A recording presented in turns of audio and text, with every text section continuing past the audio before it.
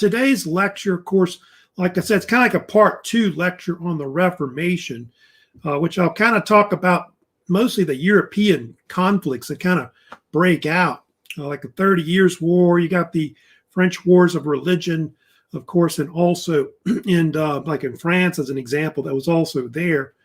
So I'll talk about that, and I'll kind of talk about some various treaties that were kind of signed to try to prevent bloodshed between Catholics and Protestants that were in Europe. And I think we had, of course, last time had been talking about the background of the Reformation. I know I had talked about, the rise of some of the reformers like Martin Luther, talked about John Calvin, Zwingli as well. I think we went into and we discussed some of the other aspects of the Reformation, English Reformation. I know we talked about that a little bit. Kind of briefly talked about the Scottish Reformation started by John Knox.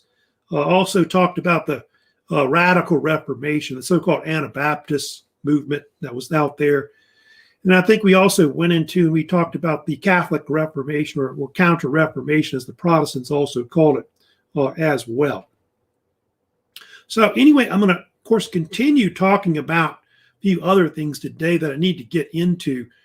They did have this thing called the Peace of Augsburg I wanted to talk about today, which is kind of an interesting thing, which kind of was good in kind of preventing some problems between Catholics and, Protestants in Germany. But we'll get to it later. It actually helps, I think, cause the 30 Years' War to break out. One of the bloodiest conflicts, of course, that was involved with the Reformation, especially in the 17th century and all that. And in fact, you have all these conflicts that break out, like divisions, occur between Catholics, versus various Protestants. You got, those that are obviously Lutheran, but you got Calvinists, you got Anabaptists, etc. So that kind of creates a lot of conflict, more or less. So let's first talk about what the Peace of Augsburg was. Well, it's called different names. It's called sometimes the Augsburg Settlement. It's one of the names they usually also called it. And it actually occurred, they signed this agreement in September. It might have been, I think it was September, I want to say 25th is the date, I believe, when they think they signed it at Augsburg, which is a city in southern Germany. And it was between the Holy Roman Empire at the time, Charles V, Emperor Charles V, and what they call the Schmalkaldic League. What was that? This was a league which was like an alliance of various Protestant princes that were in Germany. It's named after a city that was called Schmalkalden, which is, I think, in the southern part of Germany. I think it would now be called Bavaria today, so we call it now. And they had kind of formed this alliance of people that I guess that had supported Luther and all that against the Catholics and et cetera. And so this was actually done as a peace to prevent, I guess, bloodshed between Catholics and Lutherans, which they were kind of worried about civil war breaking out within the Holy Roman Empire in Germany at the time. And there was an agreement in the actual peace, and you may have heard about this before, which was a Latin term that became popular, which is cuius regio eius religia, which happened was they started dividing up Germany into various domains, I guess, that were ruled by various Catholic or Lutheran rulers. So if you were a Catholic ruler, basically everybody would have to be the same communion as you. So everybody would be Catholic, and then if you were a Lutheran ruler, everybody would be, Lutheran. So the translation of the Latin term, of course, meant whose realm, his religion, basically. The only problem with the Peace of Augsburg was that it did not include like other Protestants. So if you were like a Calvinist or an Anabaptist, you weren't included. You were still persecuted, pretty much after that.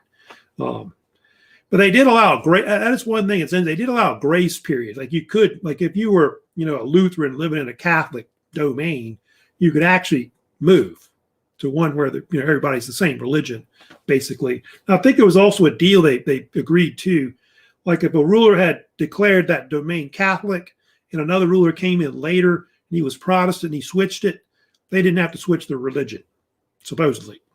So, so that's kind of what happened with the Peace of Augsburg. And if you look at maps of, I think of Europe here, kind of showing you kind of what happened, you can see how in the northern part of like Germany, basically, you start seeing people, so kind of orange areas start going Lutheran. So northern part's more Protestant, and you can see the southern parts are more Catholic. And kind of Europe kind of looks like that later on, especially over the next few hundred years. And so, yeah, like Prussia later in the north, Denmark, Norway, Sweden, all those areas kind of, become pretty much Protestant areas that you see there. Later, and the area around the Netherlands, too, will be also kind of Protestant as well. I think they're kind of a mix, but more Protestant than anything. I think here's another map showing you, it's like an older map, but kind of showing it's kind of similar to it. You can see there, but yeah, you can see those are areas that are kind of the difference between the blue versus the yellow for being Catholic right there. Now, the other thing I did want to talk about too today is I want to get into and discuss what happened in France as well. The French went through a series of conflicts that they call later the French Wars of Religion. In the 17th century, you had a case where Catholics and Protestants kind of fought each other very bloodily too, by the way. And Protestants in France were called Huguenots. These were followers of Calvin's theology or Calvinism, basically. So they're called Huguenots. And a lot of the peak of violence occurred under one of the main rulers that's kind of famous in the 17th century. You can see here in this picture, but she's basically, her name was Catherine de Medici. She was the Queen of France. And they often call it the age of Catherine de Medici during that time period.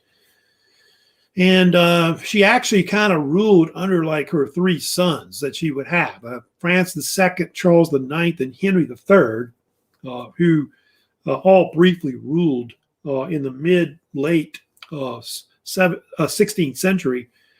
They're the last of the so-called Valois dynasty. You heard of the Valois dynasty. It was a type of dynasty that went back to the Middle Ages. And she was kind of the cause of it because of the fact that she was kind of very like a hardliner type ruler, very staunch conservative, very Catholic, obviously. Didn't really like the Protestants. And so that had a lot to reason why the whole thing eventually occurred. So she's often been blamed for it. She's been blamed for the so-called St. Bartholomew's Day massacre that occurred in August of 1572, which was really the peak of the French Wars of Religion. And it was where a lot of Protestants were eventually massacred. It was like a witch hunt where they massacred, Protestants throughout the country, mostly Huguenots. And I've got a painting depicting the St. Bartholomew's Day massacre, which, I don't know, I think some of the amount of deaths were kind of exaggerated, they believe, which there's a theory that it actually was caused by the marriage of Margaret of Valois, who was actually a daughter of Queen Catherine de Medici. She actually married a Protestant, Henry of Navarre, who would later be King of France. And they think this kind of touched off a lot of violence between Catholics, and I guess the Catholics didn't like the, Protestant marrying a Catholic, heir or whatever. And so the French Wars of Religion were very bloody. I think up to maybe 3 million people may have died or were wounded, I guess, in the actual conflict, which lasted, you can see, 30, 40 years in France. So it was the peak of religious conflicts in France. Because later France kind of goes away from, all this religious conflict, and they become eventually France is going to become more of a secular state over time, like with a separation of church and state. The amount of Huguenots or Protestants killed in France, it varies. Anywhere from like 10, 20, 30,000 is kind of the range that they think actually were killed. Although Protestants later exaggerated and said it may have been as many as 100,000 that may have died in the St. Bartholomew's Day massacre. So it's kind of a debate today about how many it was, but It has been depicted in paintings. That's a very famous painting that was supposedly done in 1572 by this French painter named Francois Dubois, which entitled the St. Bartholomew's Day Massacre, of course, the same name as the actual event. And it actually depicts, apparently, it shows kind of the mob violence, kind of like a witch hunt of people, executing or killing, Protestants throughout the country. This is mostly, I think, in Paris. They're kind of showing it. Also, it depicts, apparently, you kind of see the guy hanging out the window, just right here. Supposedly, there was a deal where one of the big supporters of the Protestant side, an admiral named, I think his name was Admiral Coligny. I'll give you his full name, but his full name was, I believe it was Admiral Gaspard de Coligny. He was actually killed, thrown out a window, and they cut his head off afterwards. Just horrific, just sound like something out of the French Revolution you see later, that you don't see like something like that until that time in France. But that's just kind of how violent, the whole, religious conflicts could be, in Europe at the time. So this is the so-called, 16th century we're talking about right here. So anyway, so that's basically that right there. Now, I'll get to it later, and of course, we'll get more into like the Bourbon dynasty, but they do have a king that comes in, the first, founder of the so-called Bourbon dynasty of France, who was Henry IV. His original name was Henry of Navarre. He became king in 1589, and he issued what became known as the Edict of Nantes in 1598. This was a very important document, by the way, the Edict of Nantes. What it basically did was it gave the Huguenots religious freedom, like Protestants, to actually practice their own worship. They could even, you can see there, hold political positions, like in the government. They could even rule over towns that were more like, I guess, Protestant more than anything. And they got rid of this whole concept you see there: one king, one law, one religion. They used to be the kind of the view of how they viewed everything, where everything was just all Catholic, throughout France, pretty much. And they even had the right to have their own churches. They could have their own schools, pretty much, the Huguenots, etc. Although Catholicism was still, it was still basically, the official religion of the country. It's just that they would not force, Protestants to basically practice like, Catholics did and all that. But the only thing is the Protestants still had to respect Catholic holidays. They had to actually pay tithes to the Catholic Church. Can you believe that? Even though they weren't even that religion, etc., they still had to do that under the edict.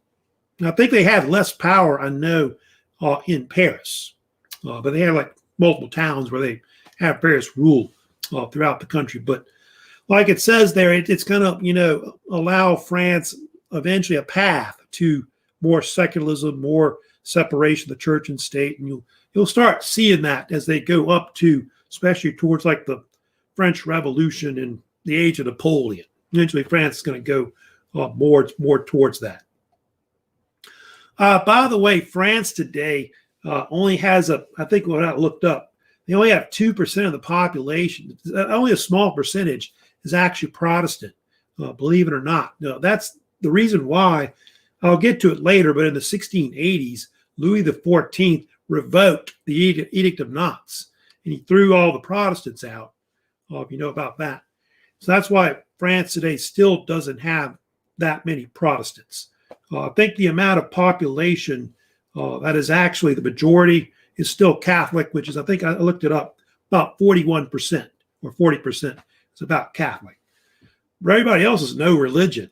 Now, if you know about like in Europe, they're not very religious compared to say like in the West, like in the Americas. I think in France, 5% are actually Muslim, which is I think that's the other next majority after that, after being Catholic, believe it or not. All right, let me move on. I'm going to also talk about one of our major events, of course, today we'll get into, which is about the 30 Years' War. Of course, a major event that happened in the whole, Reformation. It's really the peak. The 30 Years' War is really the peak event of the whole Reformation and religious conflicts that took place, of course, in Europe at the time, the 17th century. And you can see it took place over a period of like 30 years. So from about 1618 to 1648, you had this massive war that broke out mostly within within Germany or the Holy Roman Empire or around its borders between various countries. And mostly you had this deal where you had different sides that were pitted against each other. You had those that were, Catholic side versus more of a pro-Protestant side in the war. And you had like basically, you see like political differences. I'll get to it later. The Habsburgs, who's one of the major players in Southern Europe, in Spain, they're kind of proponents of the whole Counter-Reformation. They want to, try to push like parts of Europe back into being Catholic again, which we'll see. And one of the major supporters of it was a man named Ferdinand II, who they talked about in that short video. He was eventually this new ruler that took over the Holy Roman Empire, who was from Bohemia. And he was a proponent of the Counter-Reformation. He's very pro-Catholic, if you know the Habsburgs. And so he's going to be one of the major figures that really starts actually the whole 30 Years' War to break out. At the time, I think when he came to power, or right before it, he was the king of Bohemia. And what's going to happen over time is you're going to see these two opposing alliances that form against each other. You got on one side, you got the so-called Catholic League in Europe at the time, which included the Holy Roman Empire itself, Austria, which is in the southern part of Germany at the time. A lot of other pro-Catholic states like Bavaria, which is in southern Germany. It's more of a pro-Catholic area of Germany at the time. And then you also the Spanish, who are west of France. They're also Habsburg as well, just like in Austria, etc. And they're pretty much a proponent that favors the Catholic side as well, and send a lot of troops and mercenaries, of course, to fight also in the conflict as well. Then you've got the Protestant Union on the other side, sometimes called the Hilbron League as well. That's comprised of various states that are in Northern Europe, like Northern Germany, Scandinavia. Most of them are either opponents of the Lutheran side, majority of them are Lutheran, I know, or they're Calvinistic also as well, which a lot of these I can kind of give you here. Sweden, Denmark, well, actually called Denmark, Norway, which is in Scandinavia, Saxony, which is in northern Germany, Prussia, also in northern Germany, were kind of involved on the Protestant side in the war. And then also the French come in later. The French at first were kind of neutral in the war when the war broke out. But by the 1630s, they actually switch over to support the Protestant side due to the House of Habsburg, which of course controlled the Holy Roman Empire in Spain.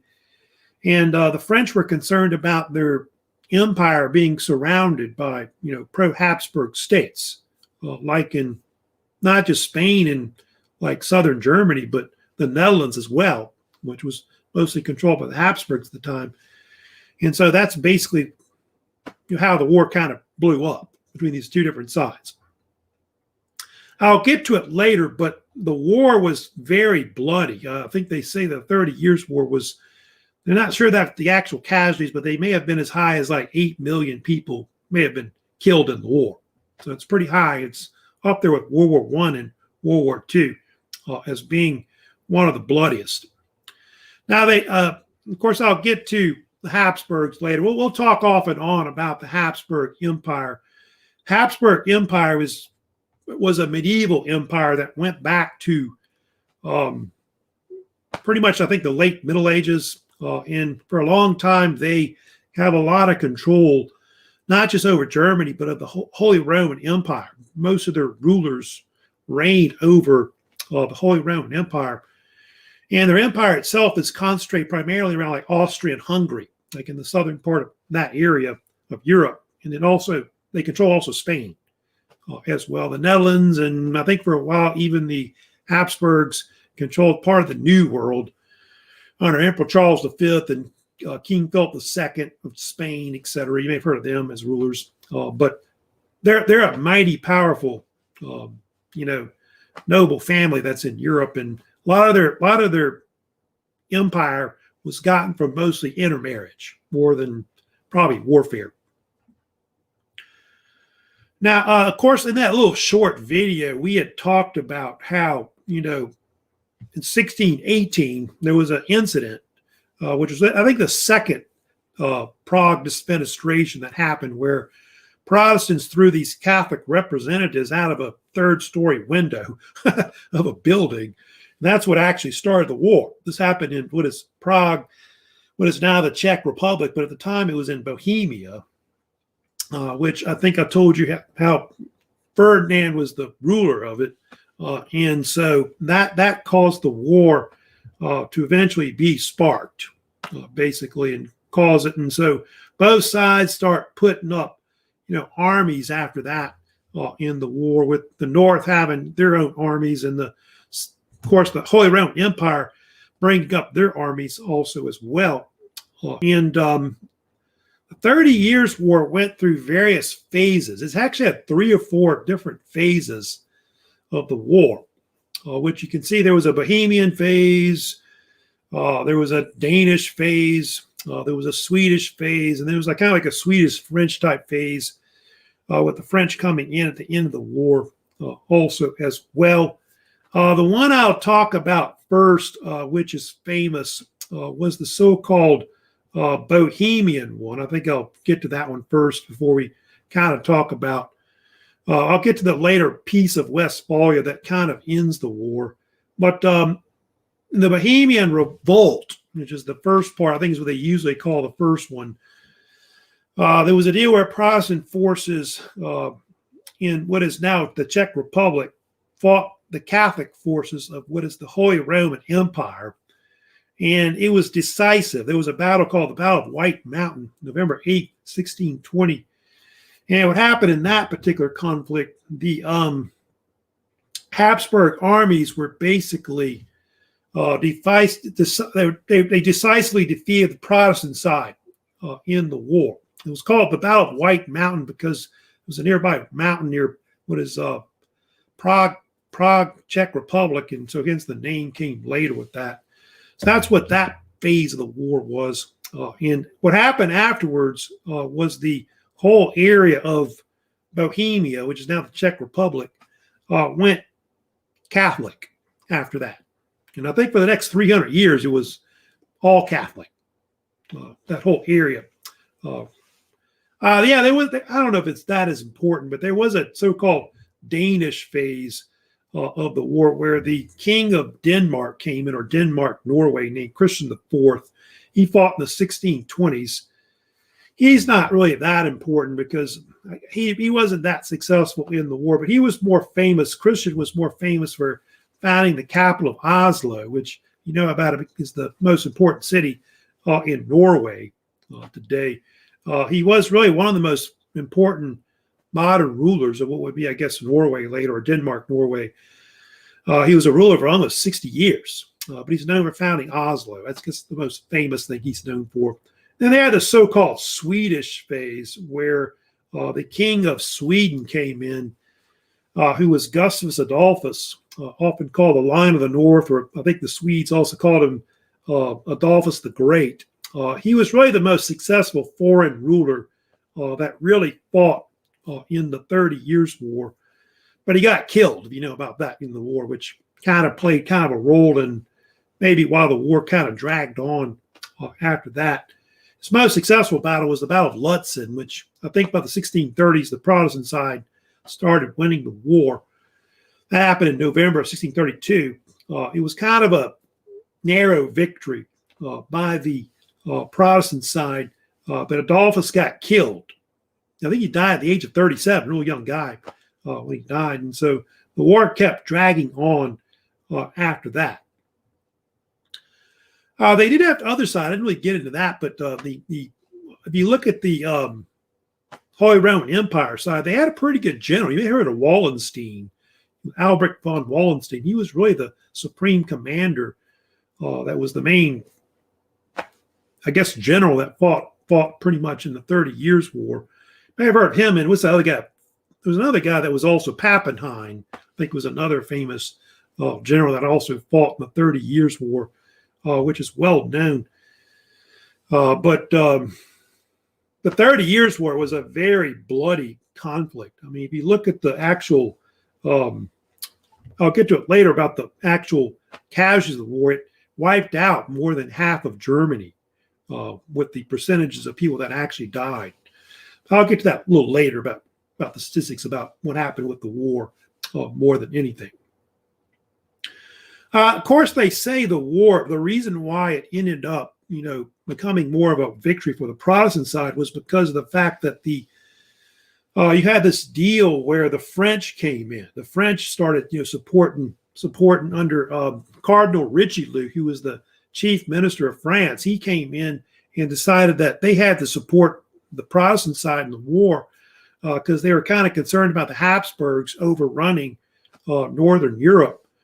And so that's why they got in it. And so they kind of formed an alliance with Sweden in the war to fight the German side with the Spanish. And so, I told you how the Bourbons were kind of fearful that the fact that the Habsburgs were going to take over Europe and surround the French Empire, et cetera. And so that's why that actually ended up happening. So French support is part of why the Protestant side really won the war. And I think they seem to think by 1640, it's looking like that at that point. Like the Protestant side's going to pretty much win the war. But it dragged on. It took, years for them to figure out what happened with trying to, create some kind of peace agreement between both sides to hammer out the end of the war. And so the actual treaty agreements, to end the war, it took them several years for them to actually end it, which I'm going to talk about next. We'll talk about, of course, the results of the so-called Peace of Westphalia. Westphalia is how they say it, which Westphalia is in the northwestern part of Germany, which is where it's named for. A lot of people will say Treaty of Westphalia, but it's actually not one treaty. It's actually a series of treaties that were signed in that area of Westphalia in Germany. And so the name was later, of course, used, later. Now, there was a lot of different sides that were, of course, at the actual conference. Of course, the main powers that really dictated a lot of the treaty were England, Sweden, and France. Those are the ones that probably had the most say, which went into the treaty. There were actually two main treaties that were included in it. One called Osnabrück, and the other one called Munster. So they had two separate treaties, and I think Denmark had a separate treaty. They had separate treaties out there. They were kind of floating around. That were pretty much there. And the actual peace agreement did several things, which is kind of famous about it. First of all, it actually ended, if you study about it, this conflict between the Netherlands, or the Dutch Republic, as they called it. I'll say Holland today as well. But it ended this conflict that was between the Spanish Habsburg Empire and the Dutch, which was called the Dutch War of Independence, where the Netherlands was trying to break away. And they had been fighting this since the 16th century. And so eventually what happened out of that, if you know about it, was the Dutch got their independence. So that's how the Netherlands or Holland becomes a separate state, of course, afterwards. That's kind of important. Also, the agreements between sides, of course, redrew a lot of the political boundaries of Europe. That's, if you look at a map here showing you what, I guess, pretty much Europe looks like afterwards, it starts kind of, I don't have a good map showing you that, but it starts breaking up into different areas later in Europe. I'll talk about the population losses that are there in Europe. But you got these independent states that start forming, like Brandenburg, Prussia, or Prussia eventually forms as a state in the northern part of Germany. You've got the Dutch Republic forms as an independent state. Switzerland becomes more independent as a state. A lot of the borders of France starts to kind of be pretty much solidified after that between, the 17th and 18th centuries, which is true at that point. But Germany's still a mess. It's not really a unified, state, which is another thing that we'll have to get into later and discuss, because that doesn't really happen until the 1800s. They've kind of become more of a unified state. Through the Peace of Augsburg, another thing that's interesting about it was that Calvinism was actually recognized as an official religion in Germany. Because, prior to the 30 Years' War breaking out, it's part of what kind of maybe happened too. The Calvinists didn't have any really religious rights. And so after the 30 Years' War, they believed that, Calvinism became a type of religion that was also accepted along with Catholicism and, also Lutheranism. The Anabaptists still did not have religious rights. It didn't include them. The Catholics and the Protestants didn't really like the Anabaptists. Still didn't like them. They thought they were kind of like nonconformists. They were more radical. And so a lot of them ended up, that left Europe later. A lot of them will even end up going to America, like the Amish, et cetera, Mennonites. They try to flee, Germany later more than anything. Another thing too is that historians also believe the Treaty of Westphalia. Another thing it did too. They think it helped create the modern European state system. That's something you start seeing more or less afterwards. I think it's a combination of that, Congress of Vienna, after the Napoleonic Wars, the Treaty of Versailles, after World War I. Those treaties kind of helped to kind of solidify the European state system that you'll have, of course, later. We'll talk about it later, but France, one of the things that happens after the 30 Years' War is that France becomes the major power in Europe after, especially by the late 17th century, when Louis XIV comes in. You're going to see, France becoming the big power. That's kind of a problem for all these other countries in Europe. And then the Austrian Empire starts forming too in the southern part of Europe, around like Austria-Hungary, part of northern Italy. They'll kind of come out of the whole southern part of the Holy Roman Empire because that particular state kind of weakens afterwards. So now I'll get to Spain later. I don't want to get into that much right now, but Spain kind of separates also as well, because Spain at one point was kind of controlled by also Germany, because I think Charles V actually controlled Germany and Spain because he was the king of Spain and, the ruler of Germany. But those two eventually separate, into different two Habsburg dynasties, one the Austrians and the one the Spanish overall. Oh, I do have this little kind of funny video clip I'll kind of show you for a few minutes, but it's kind of like the Monty Python version of what happened at the Treaty of Westphalia. It's kind of funny how they make fun of this actual peace agreement, but the war was like really bloody. Amount of people that actually got killed. But I'll show you this little clip.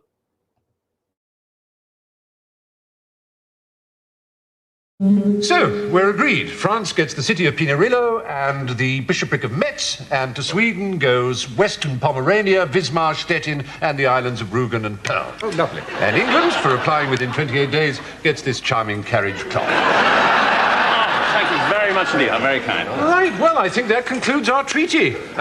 Gentlemen, a toast. Peace in Europe. Peace in Europe. Excellent. Excuse me. Oh, what is it now? Why are you interrupting? Forgive me, Ambassador, but what about Luxembourg?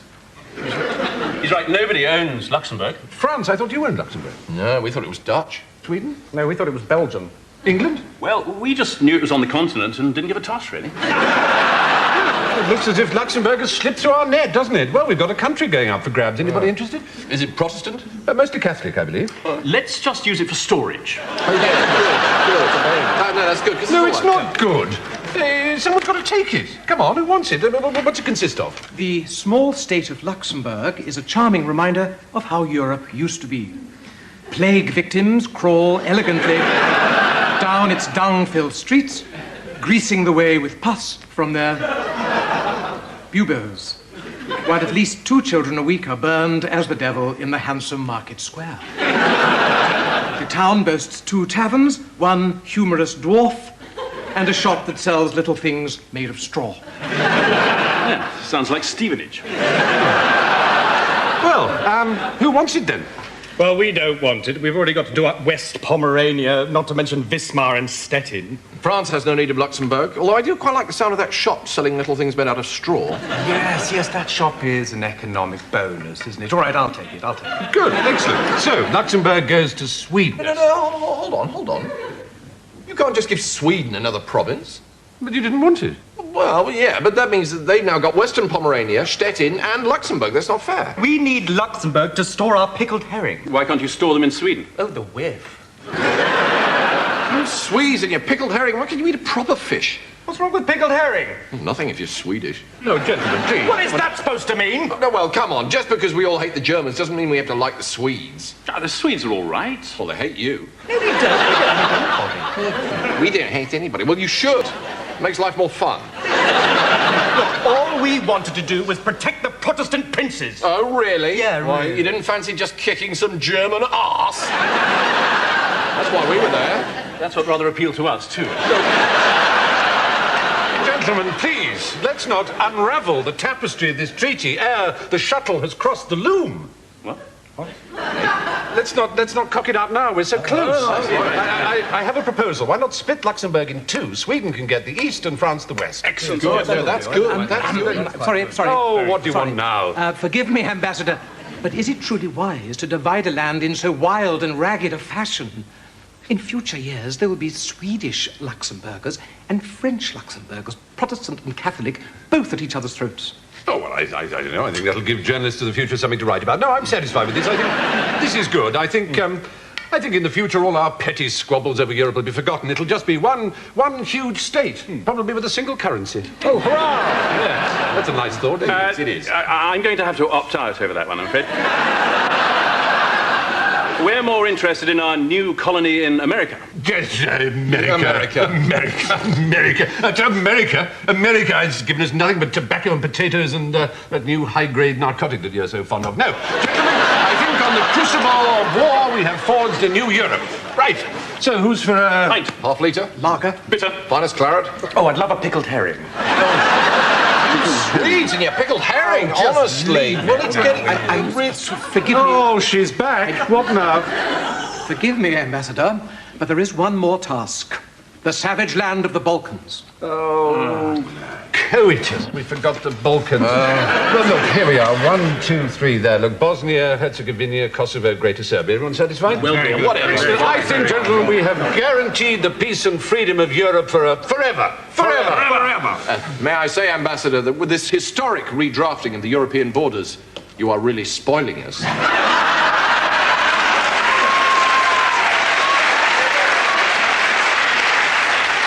These, on the other hand, are revolting.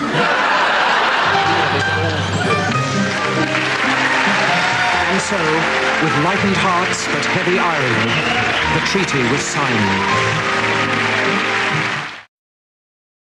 Oh, funny. But anyway, so yeah, Monty Python's version. So yeah, I don't know if it was like that, but they hammered out. You can see all the problems they caused later, like in Yugoslavia. You see World War I guess. So anyway, so let me also talk about a few more things that are kind of interesting about what happened with the 30 years. Well, of course, I had that map up showing you the amount of casualties that were in the war. Yeah, a good chunk of the German population was actually wiped out. Believe it or not, close to a third of the total population at one point was, they think, wiped out. And of course, half the male population, you can see, died also in the war. So they think that was one incident, that basically caused what they think was really, it stalled the whole unification of Germany. I guess if this wouldn't happen, you might have had the unification of Germany sooner, maybe by the 17th, 18th centuries, but that won't happen, of course, until, the 19th century, more or less. It also was known for a lot of other things. One thing about the war, there was a lot of atrocities committed by both sides, by the pro-Protestant, pro-Catholic side in the war. There were even witch hunts, like I think the worst witch hunts, if you know about this, peaked around that time in Germany. And there was a famous French printmaker named Jacques Collot, who made a various series of paintings that kind of depicted some of the atrocities in the war. One of them, of course, that was real famous was called The Hanging. That's well known, but the actual series I'll put up I think they usually call it The Great Miseries of War, is what they called the series of paintings that, not really paintings, they were like etchings that were done by this printmaker. And it kind of showed the destruction of the war, how bad it was, the amount of people that got killed, and how a lot of it really affected the actual civilians that were living, especially in Germany, because a lot of people, a lot of civilians died in the war, not just from the war, but from starvation, disease, I guess witch hunts and things like that were going on. That one is the most famous one. Out of the 18 etchings, number 11, often called the quote, The Hanging, which is, they've had colorized versions that I think they've made into paintings and things like that. And it depicts basically various mercenaries being hanged for committing atrocities, which it's really weird, but these are actually Catholic mercenaries that are being hanged by the same side, like the pro-Catholic side, because they had committed atrocities against civilians, like killing them and all that. And here's also the colorized version, I guess they sometimes show. I think they made various paintings of this depicting it, but yeah, you can see like these. Obviously, they look Catholic right here. You can see on the right here, it's like this Catholic, supposed to be a monk or friar or whatever right here. The last rites as they're being hanged. So interesting about that, about the war. And I think they say these paintings or really these etchings are really kind of considered to be like a form of anti-war, type of series that were actually done to kind of, show how bad things were with these kinds of warfare breaking out. They do think that the Reformation kind of ends with the 30 Years' War. I know they do kind of continue to have some religious conflicts between the Protestants and the Catholic countries in Europe, but majority of the conflicts pretty much come to an end after that. And Europe kind of, like I say, tilts more towards other issues, political issues, economic issues, issues that deal with trade and things like that. Some dynastic things, and stuff like that will happen later. And so that's how most wars, go after that. So that's pretty much the peak of the whole Reformation, pretty much from the 16th into the 17th centuries. And most wars after that are not really about religion anymore. So I know, like you see in the Middle East today, like you saw Afghanistan and other areas in the Middle East, but they're kind of going through kind of like the same thing, like in Europe with these kind of conflicts. And I think today you see it now in some of these European countries. You have conflicts between Muslims that have moved there to those countries. And so you got this Christian-Muslim, conflict that you've got between the different states.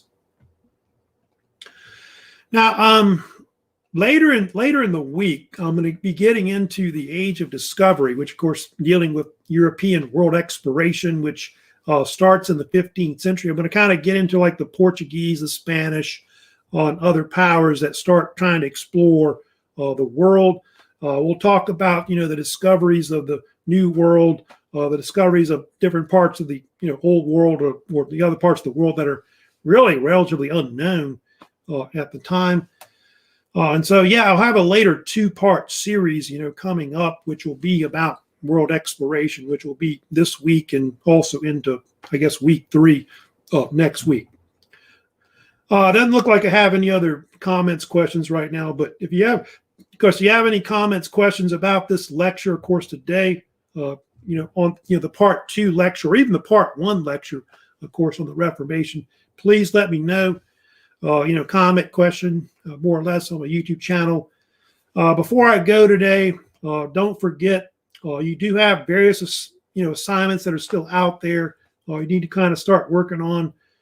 If you haven't started doing that yet, I did talk about before about the contract policy page needs to be turned in. Pretty much, I think this week is going to be pretty much it for that. Get that turned in. So I think most of you already did the pre-test, so you need to also do that as well. Also, the first vocabulary. Just don't forget about that. I haven't really been sending that out. I know right now, but don't forget about that as a reminder. That's due later, I think in early September, but that's something you need to work on, of course, vocab-wise. Canvas quiz number 1, the Reformation. I should send out an announcement today on Canvas about that particular assignment, but that's going to be due next week about the 2 lectures on the Reformation. I think it's got 15 questions in it, which I think majority of them are either multiple choice or some fill in the blank as well. That's pretty much open notes for that particular assignment. So try to get that done, of course, next week. But I will, keep sending reminders out to you about, what's coming up overall. So that's it for pretty much today, lecture-wise, of course, on the Reformation. Like I said, later I'll send you some announcements, of course, coming up, of course, about our upcoming lectures, of course, on the Age of Discovery, world exploration. So y'all take care, and y'all have a great, week 2, of course, at BRCC. So that's it for today.